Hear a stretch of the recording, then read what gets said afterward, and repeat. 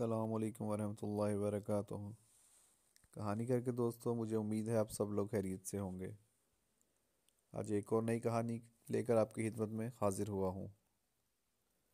جوانی چڑھ گئی تو میں گھر دیر سے آنے لگا۔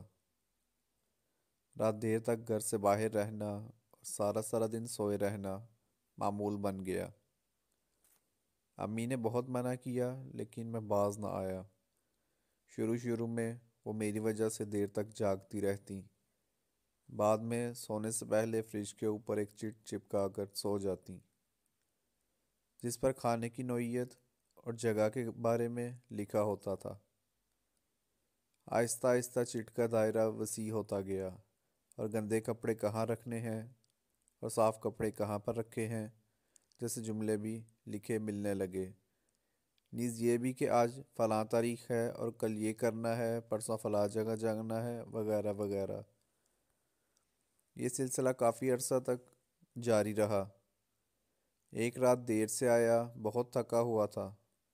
حسب معمول فریج پر چٹ لگی ہوئی دیکھی، لیکن بغیر پڑھے میں سیدھا بیڈ پر گیا اور سو گیا۔ صبح سویرے والد صاحب کے چیخ چیخ کر پکارنے سے آنکھ کھلی۔ ابو کی آنکھوں میں آنسو تھے۔ انہیں یہ اندوہناک خبر سنانی پڑی کہ بیٹا، تمہاری ماں اب اس دنیا میں نہیں رہی۔ میرے تو جیسے پاؤں تلے سے زمین نکل گئی۔ غم کا ایک پہاڑ جیسے میرے اوپر آ گرا۔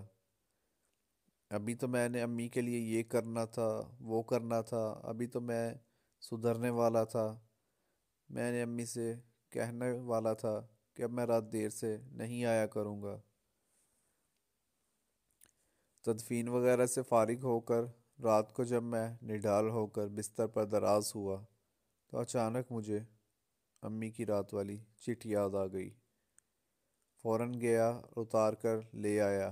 اس پر لکھا تھا، بیٹا، آج میری طبیعت کچھ ٹھیک نہیں ہے، میں سونے جا رہی ہوں، تم جب آؤ تو مجھے جگا لینا، مجھے ذرا ہسپتال تک لے جانا۔ تو دوستو، یہ تھی آج کی کہانی، اور جس سے ہمیں یہ سبق ملتا ہے کہ ماں باپ کی خدمت کرنا ہم سب کا فرض ہے۔ ذرا سی کوتاہی کہیں عمر بھر کا پچھتاوا نہ لے جائے۔ تو دوستو، اگر آپ کو ہمارا چینل پسند آیا ہو تو پلیز اس کو لائک کیجئے، سبسکرائب کیجئے، اور یہ ویڈیو ہو سکے تو شیئر کیجئے۔ ہو سکتا ہے آپ کی ایک شیئر سے کسی کی زندگی بدل جائے۔